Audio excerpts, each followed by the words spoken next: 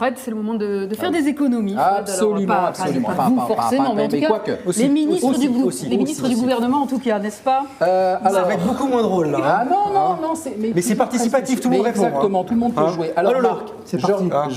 je rappelle, vous êtes rédacteur en chef, responsable du service Éco-France au Figaro. Alors, le 1er février, Édouard Philippe réunit tous ses ministres à Matignon pour un séminaire gouvernemental un peu particulier. L'objectif du Premier ministre, dégager les premières pistes d'économie, ministère, pas ministère, dans le cadre du CAP 2022. CAP 2022 pour Comité Action publique 2022. Bravo. Alors, c'est le programme, je le rappelle, lancé en octobre pour réaliser une revue des dépenses et des missions publiques.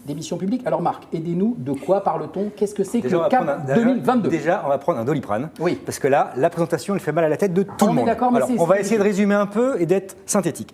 C'est quoi ce CAP 2022, comme vous me posez la question? Parce que je vous l'ai écrit, donc vous le lisez parfaitement bien. Voilà. C'est quoi? C'est la grande réforme de l'action publique qui est voulue par le Premier ministre et qui doit déboucher sur un nouveau plan, un plan inédit de modernisation et de transformation des services publics et de la fonction publique. L'idée, elle est assez simple. Il suffit de passer en revue l'ensemble des missions publiques, l'ensemble des politiques publiques pour savoir qu'est-ce qu'on garde, qu'est-ce qu'on jette et qu'est-ce qu'on transfère au privé.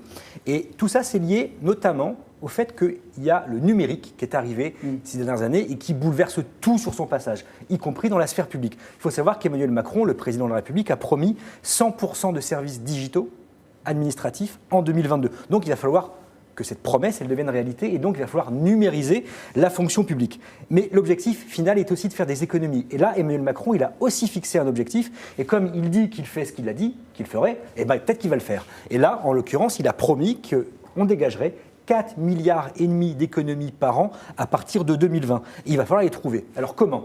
Simplement en rationalisant la présence de l'État sur les territoires, en créant des points d'entrée uniques là où il y en a plusieurs, donc des fameux guichets uniques, en simplifiant les usages, ou encore en créant une certaine fluidité dans les démarches administratives. Mais vous connaissez tous aussi ce qu'on appelle le millefeuille territorial. Ouais. On a des tonnes de services publics qui s'enchevêtrent les uns les autres et qui fait qu'on n'y comprend rien. Le but du jeu, c'est de simplifier ce millefeuille, tout ça, pour faire en sorte de regarder ce que la collectivité la plus proche de chez nous est la plus légitime à faire. Bref, c'est de faire un petit peu de ménage dans ce millefeuille territorial pour voir quelle est la mieux placée pour exercer une mission. Le problème, c'est que ça a déjà été fait. Je vous donne juste un exemple pour conclure. François Hollande, l'ancien président de la République, lorsqu'il a réduit le nombre de régions à 13 en 2015, il avait fait une promesse. Il a même fait voter en première lecture un texte qui visait à supprimer à terme, en 2021, les départements.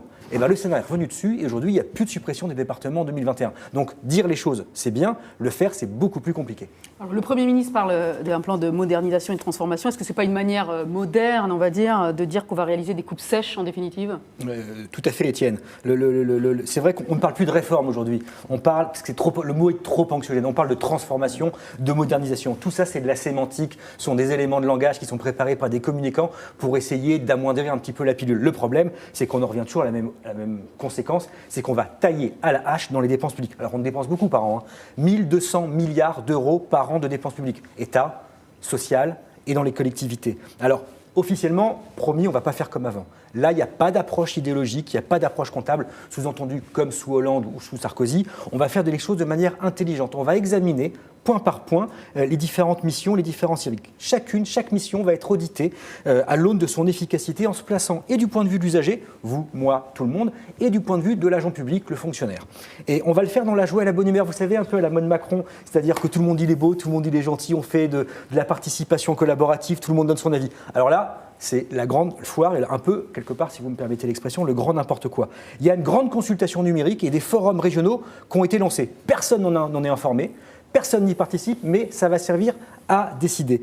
Il y a aussi un comité d'experts ad hoc qui a été lancé, qui est présidé par un célèbre économiste, macronien en l'occurrence, qui s'appelle Philippe Aghion, et qui est composé d'hommes et de femmes politiques étrangers qui ont réviser eux-mêmes leur politique publique dans leur pays, qui ont réussi à tailler dans les économies. Et il y a une concertation avec les syndicats qui a aussi été lancée pour leur demander qu'est-ce qu'il faut faire pour réduire la voilure. Il se trouve que les 3 principaux syndicats ont déjà claqué la porte en disant que c'était une farandole et que ça servait strictement à rien. Alors, pour revenir plutôt à la question initiale que vous disiez tout à l'heure, qu'est-ce qui va se passer ? Qu'est-ce qui va se passer ? Parce que ce dont vous parlez, couper, tailler, etc., les prédécesseurs d'Emmanuel Macron et d'Édouard Philippe l'ont fait, on en parlait du moins. On en parlait. Donc, c'est quoi ce nouveau réellement CAP 2022 CAP 2022 Moi aussi, je vais faire un petit jeu, je ne peux pas taper sur le truc. Vous connaissez le dicton de Lavoisier qui dit que rien ne se perd, tout se transforme. Alors, c'est un dicton, je vais faire un peu de culture, qui est lui-même inspiré d'une phrase du philosophe grec Anaxagore, qui disait, je lis parce que là je ne le connais pas par cœur pour le coup, rien ne naît ni ne périt, mais des choses déjà existantes se combinent puis se séparent de nouveau. Voilà, c'est ça. Le CAP 2022. En vérité, Macron n'invente rien. Il ne fait que transposer et mettre au goût du jour quelque chose qui existait déjà. Que ses prédécesseurs avaient fait ou pas. Donc CAP 2022 n'est rien d'autre qu'une ressucée des dispositifs passés. C'est quoi ces dispositifs passés ? Alors ça vous dira probablement rien, mais c'est les stratégies ministérielles de réforme, les SMR qu'avait fait Chirac lors de son 2e mandat présidentiel. Mais c'est aussi la RGPP.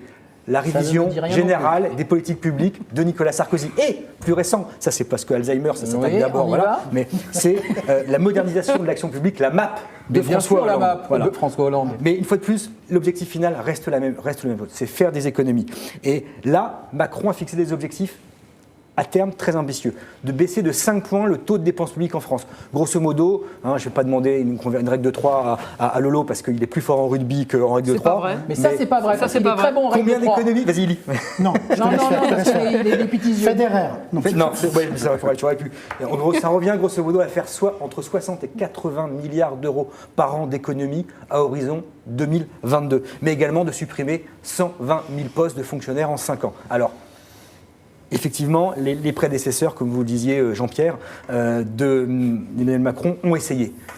Ils n'ont pas réussi. Ils n'ont pas trouvé la martingale. Alors la question est de savoir si Emmanuel Macron, qui a un peu tendance à marcher sur l'eau en ce moment, même depuis son mont Davos, est-ce qu'il va garder cette martingale et être capable de continuer à marcher sur l'eau ? On verra bien. En tout cas, il est fort probable que les Français risquent de ne pas devoir attendre longtemps pour le savoir. Vous pouvez respirer, Marc. Là, Merci. On se pose, quel talent. Avoir de l'eau, s'il vous plaît. Merci Marc, c'est très précis. Donc, et ça, c'est le séminaire gouvernemental le 1er février. 1er février.